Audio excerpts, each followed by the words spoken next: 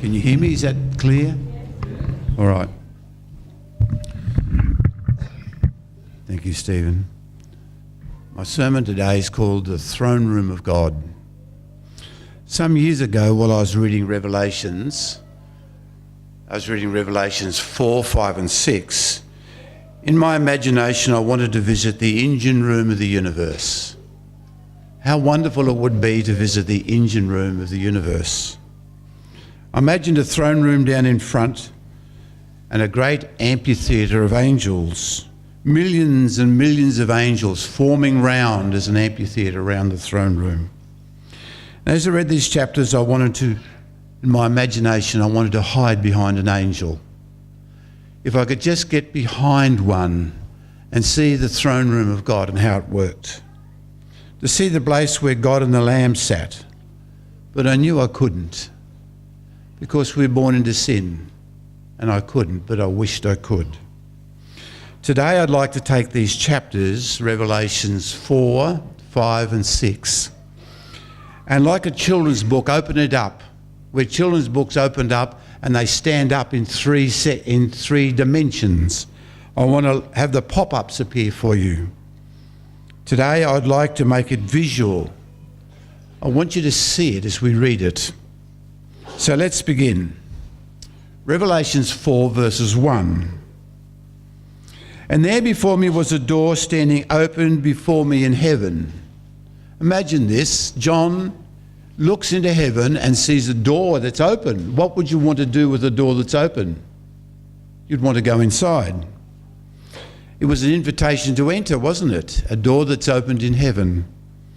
And a voice said, "Come up here and I will show you something." What was the angel going to show him? What was behind this door that he could see? And the text says, "And I would show you what must take place after this." Now that's interesting. Here we're going to be shown a sequence of events. I'm going to show you something after this. We're going to see a chronological order as we work through Daniel 4 and 5 and 6. An unfolding of the future, because the angel said, "I'm going to show you what's going to happen after this." And we will see scene change and things follow on behind each other. Verses 2. And at once I was in the Spirit, and before me was a throne in heaven with someone sitting on it. So this was the first scene. Let's stop for a moment. Imagine you were John. A visual display before you. Here's God sitting on a throne. Here on earth, in the British system, whenever someone's coronated, they go to where?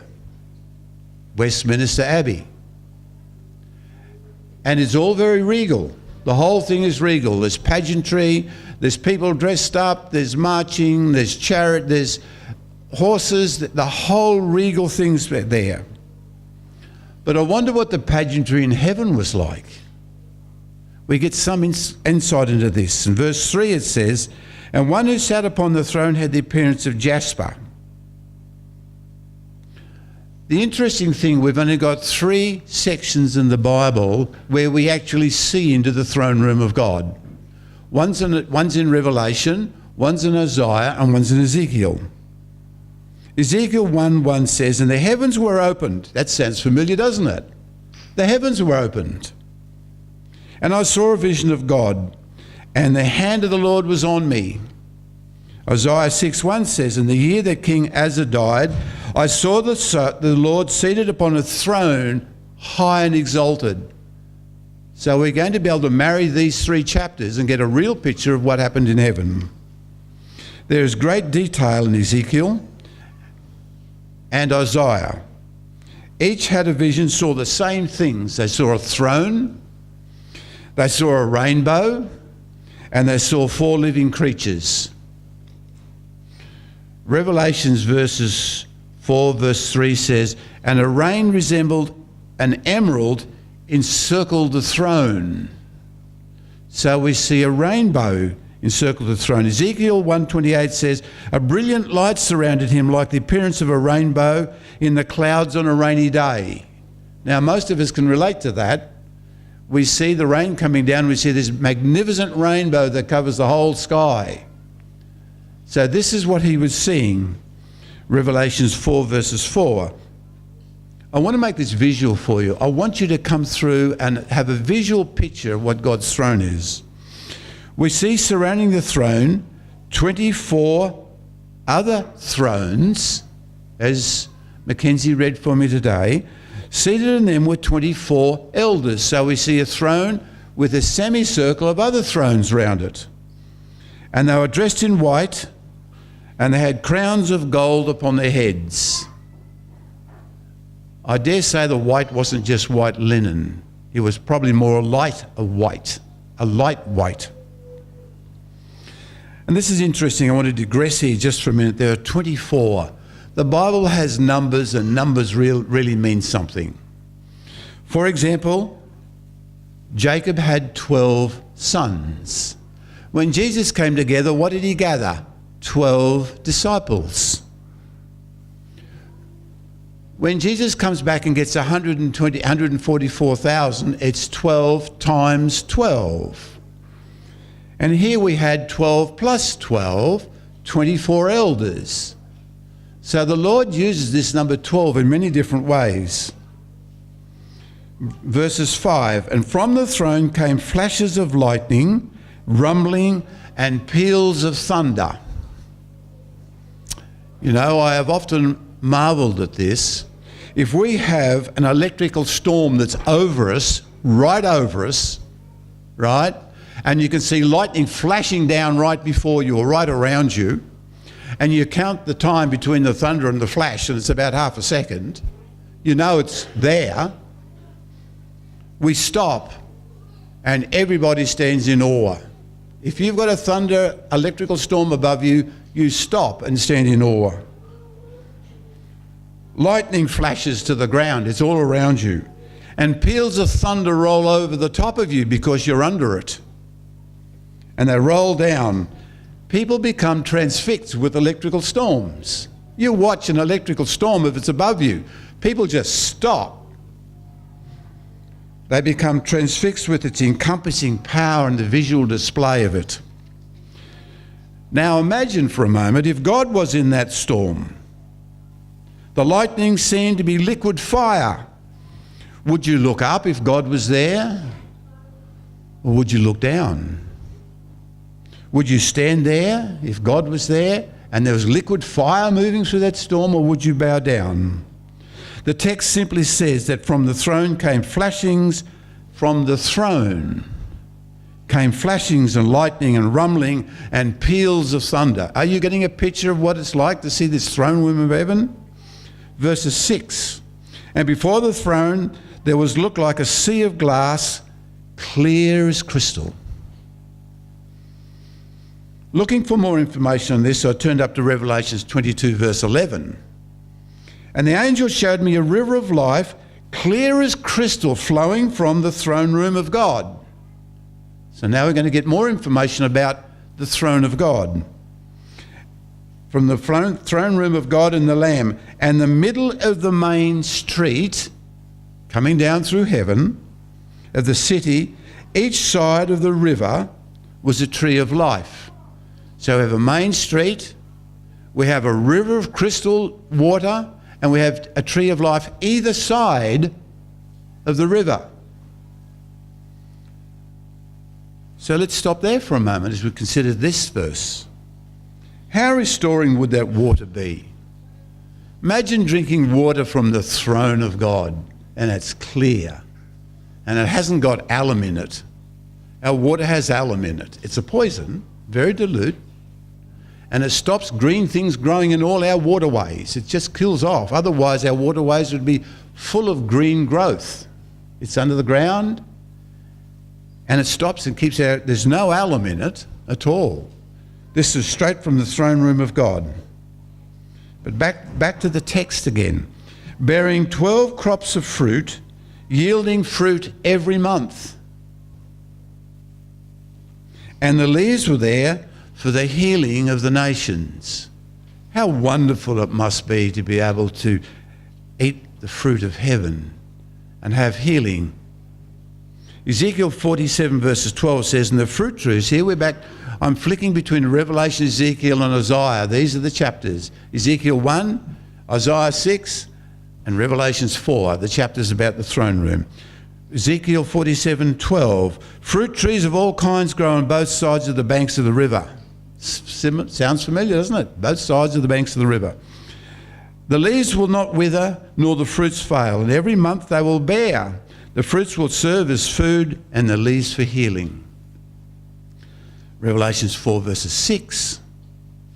And the centre of the throne were 4 living creatures. Verses 7, and the first creature was like unto a lion. Now 4 creatures, not one creature, 4 faces. 4 living creatures. And the first creature was like a lion, and the second looked like an ox, and the third had the face of a man, and the fourth like a flying eagle. That's in Revelations 4. So let's turn to Ezekiel 1 and verses 24. This gives an intricate knowledge of these 4 creatures. There are 20 verses in Ezekiel about these 4 creatures, but I'm just going to pick up one. Their faces looked like one. One had the face of a man, the other had the face of a lion, the other had the face of an ox, and the other had the face of an eagle. We're looking at the same picture? Exactly. We are looking into the throne room of God. Ezekiel 1:13 says, the appearance of 4 living creatures was like fire. It adds another dimension to it. The creatures were bright, and fire moved back and forth between them as they spoke.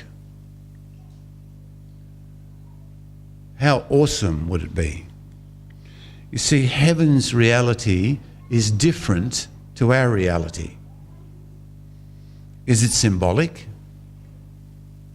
Or is it a new reality that we do not understand? In Isaiah it says, they called out to each other.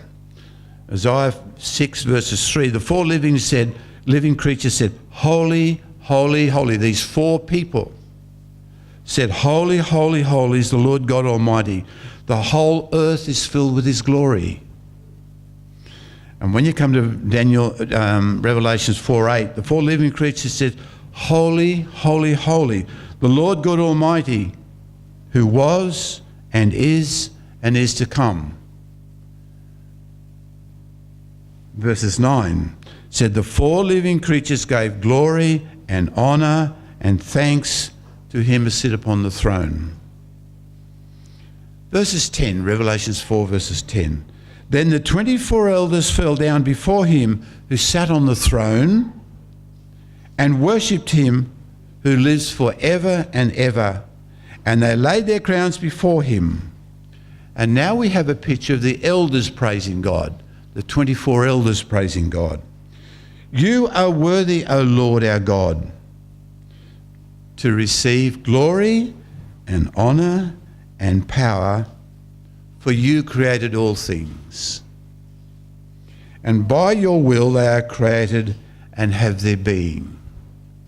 So now we've got a picture of these 24 thrones set up, and they're bowing down before God.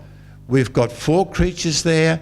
We've got light, we've got sea, we've got water, and we've got the very presence of God.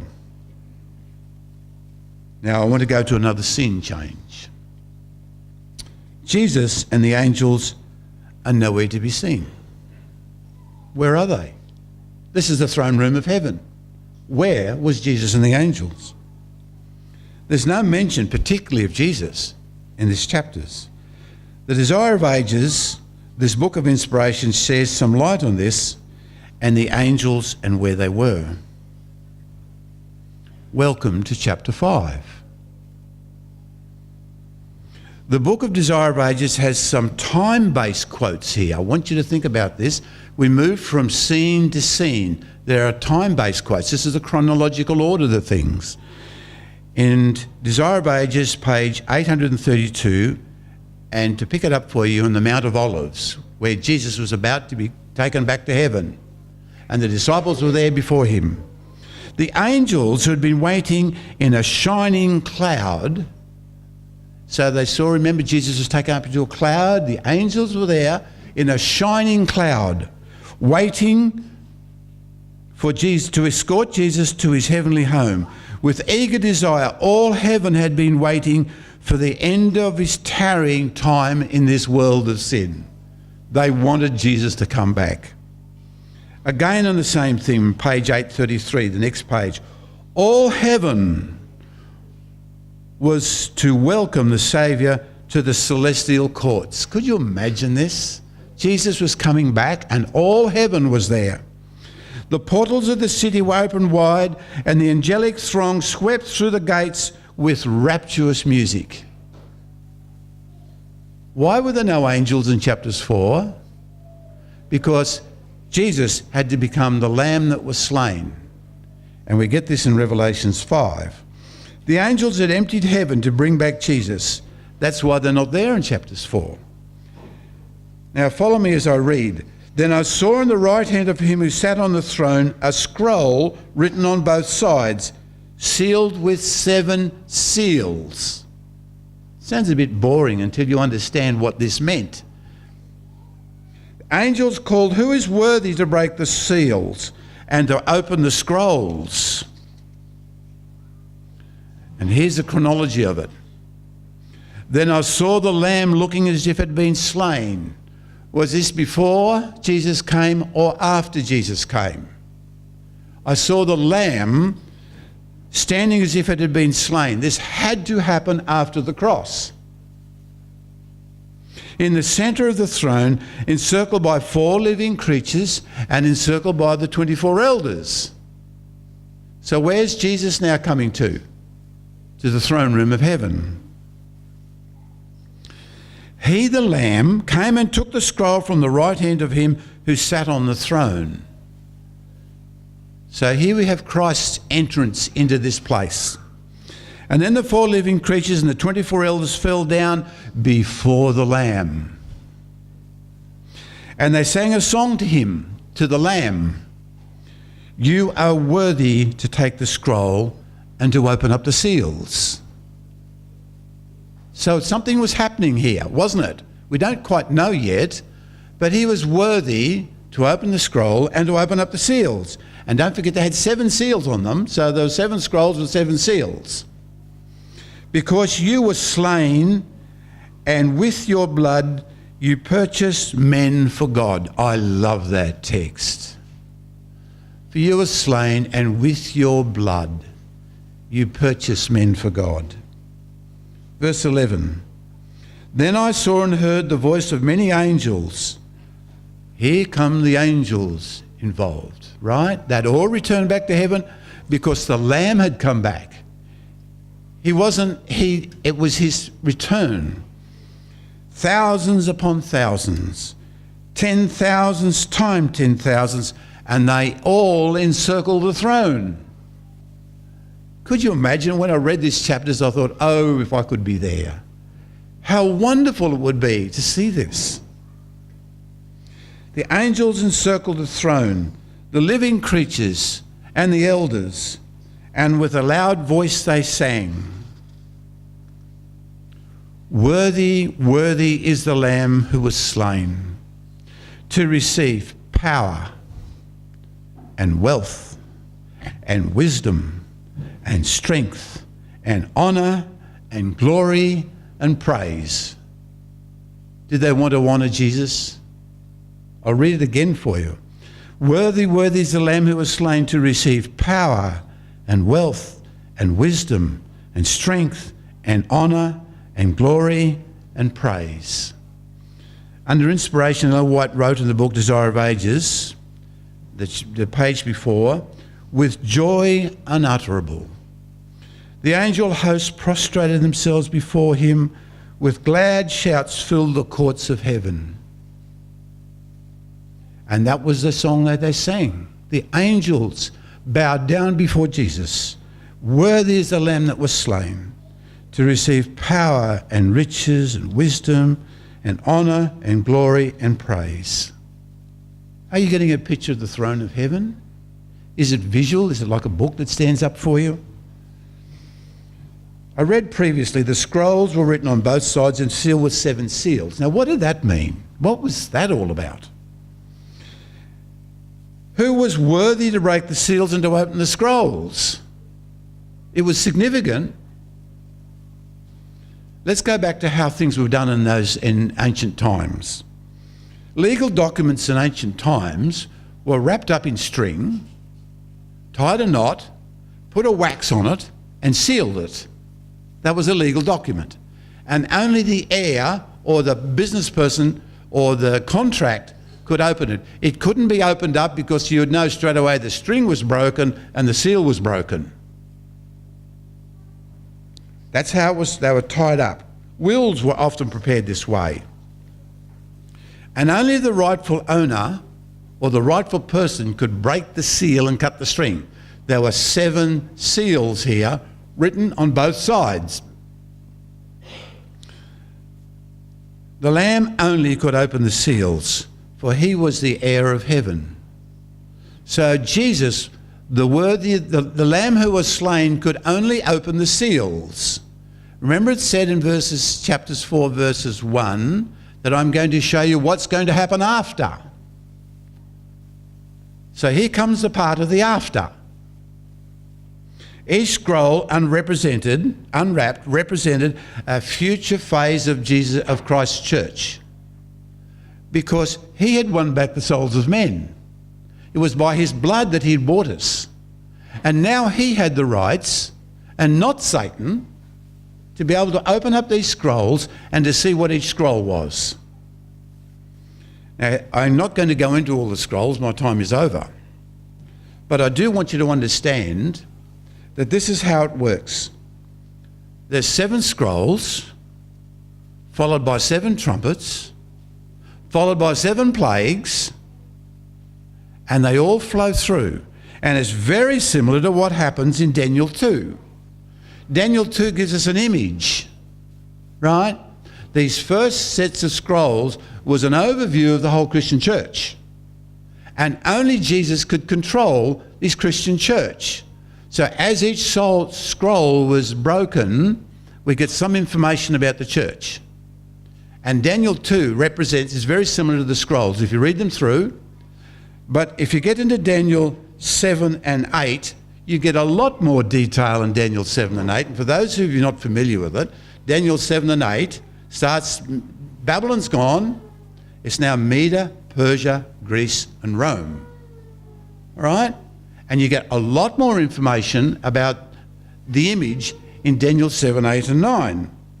When you start getting into the trumpets, you get a lot more information about how the work of God will unfold in the trumpets. The 7 bowls. This is the plagues. This is the very end, the plagues. And that's like Daniel 10 to 12. Daniel 10 to 12, if you understand them, is the very end. It's the very end. It's the struggle of the end. Just before Jesus' return. So today I've tried to give you a word picture of a place called heaven, the throne room of God. It is an active and busy place. The thrones of God, the 24 elders, the Lamb, the 4 living creatures. And to close, I want to finish off with the throne room of God at the very end of the book of Revelation. I read it before to you. And I saw the holy city, the new Jerusalem, come down of heaven. This is Revelation 21, 1 to 3. We know the text. I saw the holy city, the new Jerusalem, come down out of heaven from God, and I heard a voice from the throne saying, the dwelling of God is with men, and he will live with them. So where does the throne come now? It comes to our earth. I saw the holy city, the new Jerusalem, coming down out of heaven from God, and I heard a voice from the throne saying, now the dwelling place of God is with men, and he will live with them. The last section that we deal with the throne, I read before. Then chapters 22, 1 to 5. Then the angel showed me the river of the water of life, as clear as crystal, flowing from the throne of God and the Lamb, down the middle of the great street of the city. And each side of the river stood the tree of life, bearing 12 crops of fruit, and bearing its fruit every month. What a wonderful place it will be. Satan has lost his dominion. The Lamb has come to his own. Corinthians says, eye hath not seen, nor ear heard, neither has entered the hearts of men the things that God has prepared for those who love him. I trust this morning that this has spoken to your hearts.